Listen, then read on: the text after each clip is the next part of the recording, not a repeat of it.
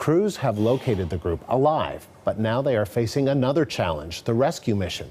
Officials have been strategizing ways to get all 13 to safety. They're now giving them a high-protein liquid diet. They're giving them antibiotics. They're trying to get their strength back up because the focus of this operation now shifts to how you actually get them out of the cave. More heavy rain is expected in Thailand, further complicating efforts to rescue 12 boys and their soccer coach. They were found alive yesterday deep inside a flooded cave 10 days after getting trapped. Getting them out, however, could be even more complicated. Ben Tracy is outside the cave. Finding the 12 missing boys and their coach was hard enough, but the bigger challenge for this massive international rescue operation may be how to get them out of the cave. Doctors have been brought in to assess which boys may be strong enough to attempt to wear dive masks and swim out of the flooded cavern. No, not today. It would be a dangerous attempt. None of the boys know how to swim. They were found in a dry section of the Tham Luang cave complex, at least 2.5 miles from the entrance. The water is 16 feet deep in some places, and they would have to swim through narrow passageways, potentially without oxygen tanks, to escape. Another option is to leave the boys inside until floodwaters recede, but that could take weeks or even months. This is a Thai-led multinational rescue operation, and what's beautiful here in this next phase is you're seeing everyone coming together, thinking about this problem set. What is the best possible way to get, these kids and the coach out, but what is the safest way? In the meantime, a phone line is being installed inside the cave so the young soccer players can finally talk to their relieved parents after being separated for more than 10 days. The first thing the boys asked for when they were rescued was food, and they are now being fed a high-protein diet to regain their strength. A Thai Navy SEAL commander says a team of 7, including a doctor, is staying with them. So this is the area outside of the cave that has become the staging ground for this massive rescue operation. You have a lot of Thai military personnel, and over here we notice they've started staging ambulances for when they decide to bring these kids out of the cave. An army of first responders and volunteers are still working around the clock, and Thai officials say no expense will be spared to get the boys out safely. Rescuers here are closely watching the forecast, and unfortunately that forecast is calling for more heavy rain here this weekend. So they may have to accelerate their timeline in terms of getting the boys out of the cave before it floods again. Everyone's coming together to figure out the next course of action and how to bring them out as safely and as quickly as possible. With more monsoon rains in the forecast, the clock is ticking for rescuers to hatch a plan.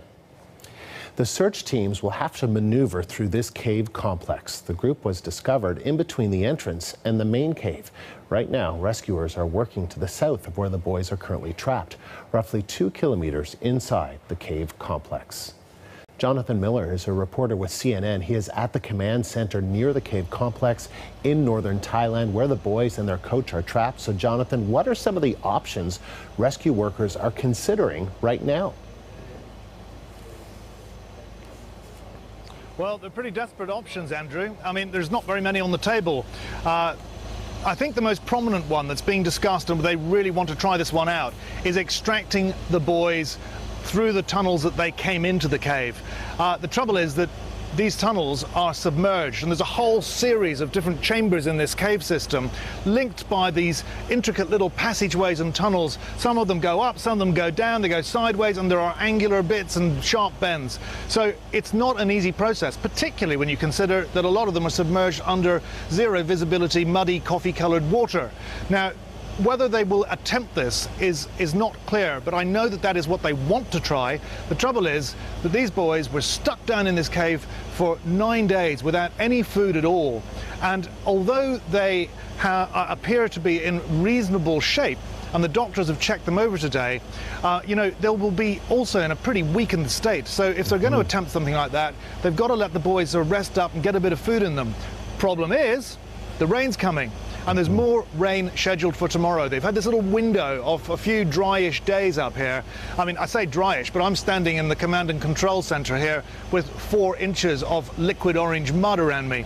Now, this rain is going to get worse and worse and worse as the months go by. 4 months of monsoon. And if they don't get them out now, they could just be stuck in the cave for those 4 months. They will be safe.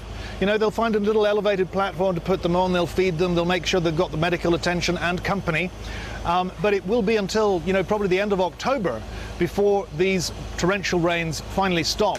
And you know, when it rains here, oh my goodness, it's torrential, because it'll flood out that cave system. So, you know, there will be no hope really of getting out if they don't get them out very soon. Yeah, and that's an awfully long time to be stuck in that cave. But can you tell us, Jonathan, a little bit more about, you mentioned that the boys are in relatively good shape physically. What about mentally and physically overall? How are they doing?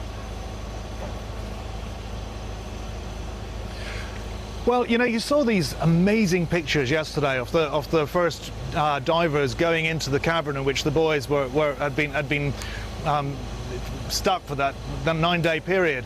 And, you know, they were incredibly courteous. They were smiling. They said, we're hungry, we want to eat. But, you know, they seem to be okay. Now, on the physical front, that's measurable. I don't know what sort of psychological damage being stuck, you know, in a pitch black cavern for 9 days.